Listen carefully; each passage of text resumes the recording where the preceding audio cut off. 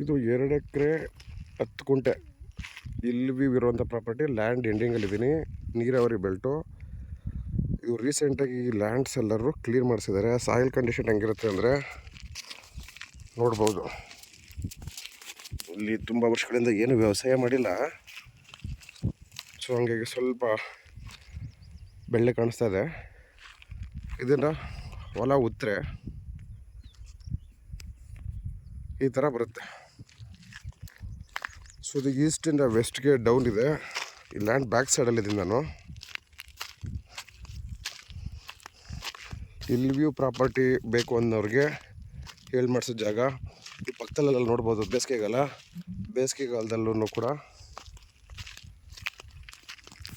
ಒಳ್ಳೆ ರೇಷ್ಮೆ ಬೆಳೆ ಬೆಳೆದಿದ್ದಾರೆ. ಅಂದರೆ ಇದು ನೀರಾವರಿ ಬೆಲ್ಟು.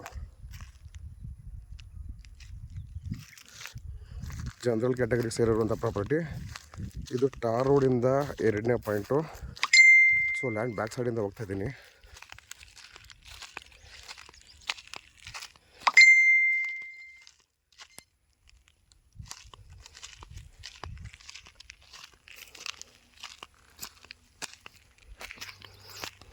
ಸೊ 2 ಎಕರೆ 10 ಗುಂಟೆ ಏನಿದೆ ಇದು ಇದಕ್ಕೇನೆ ಲ್ಯಾಂಡ್ ಎಂಟ್ರೆನ್ಸು.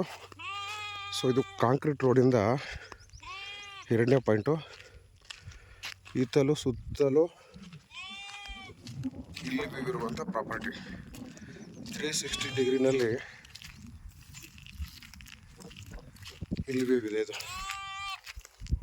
ಸೇಫ್ಟಿಗೆ ತೊಂದರೆ ಇಲ್ಲ. ಇಲ್ಲಿಂದ 150-200 ಮೀಟ್ರಲ್ಲಿ ಊರಿದೆ ನೋಡಿ. ಪಕ್ಕದಲ್ಲಿ ಮನೆಗಳು ಕಟ್ಕೊಂಡಿದ್ದಾರೆ.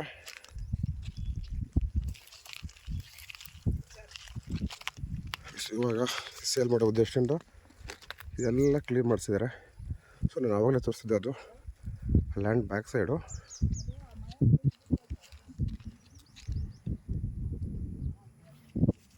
ನೋಡಿ ಉಳುಮೆ ಮಾಡಿದ್ರೆ ಈ ಪಕ್ಕದಲ್ಲಿ ಉಳುಮೆ ಮಾಡಿದ್ರೆ ನೋಡಿ, ಕೆಂಪು ಮಣ್ಣು ಈ ಥರ ಕಾಣಿಸುತ್ತೆ.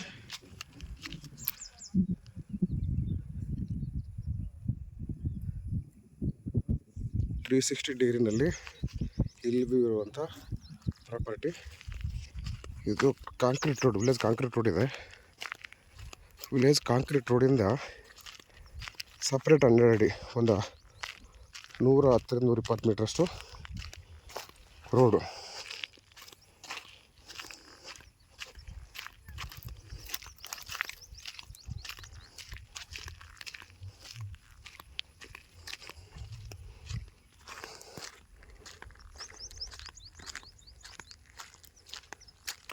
ಸೊ ಈ ಬೇವಿನ ಮರದಿಂದ ಲ್ಯಾಂಡ್ ಸ್ಟಾರ್ಟ್ ಆಗುತ್ತೆ.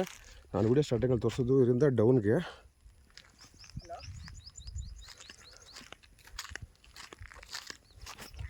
ನೋಡ್ಬೋದು ಸಾಯಿಲ್ ಕಂಡೀಷನ್. ಹೊಲ ಉತ್ತರೆ ಈ ಥರ ಕೆಂಪು ಮಣ್ಣು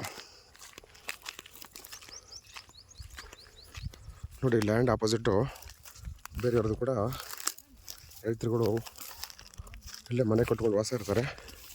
ಅಲ್ಲೇನು ಕಾಣಿಸ್ತಿದೆ ಕಾಂಕ್ರೀಟ್ ರೋಡು, ಆ ಕಾಂಕ್ರೀಟ್ ರೋಡಿಂದ ಒಂದು 110 ಮೀಟ್ರಷ್ಟು 12 ಅಡಿ ಸಪ್ರೇಟ್ ಸ್ಕೆಚ್ಚು ಮಾಡಿ ರಿಜಿಸ್ಟರ್ ಮಾಡಿಕೊಡ್ತಾರೆ. ಸೊ 2 ಎಕರೆ 12 ಗುಂಟೆ ಏನು ಜಾಗ ತೋರಿಸೋದಲ್ಲ, ಈ ಲ್ಯಾಂಡಿಂದ ಬ್ಯಾಕ್ ಸೈಡು ಇಲ್ಲಿಂದ ಸಪ್ರೇಟ್ 12 ಅಡಿ ರೋಡು, 100 ಮೀಟ್ರು